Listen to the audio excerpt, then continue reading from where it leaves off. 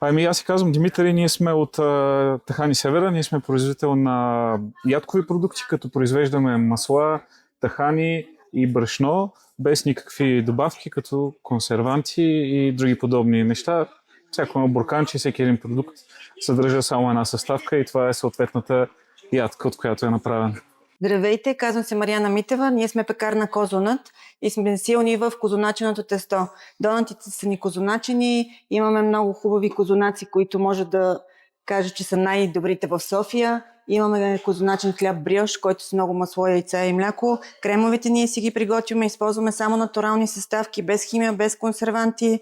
И целта на нашата пекарна е това, което даваме на нашите деца, да даваме на нашите клиенти. Здравейте!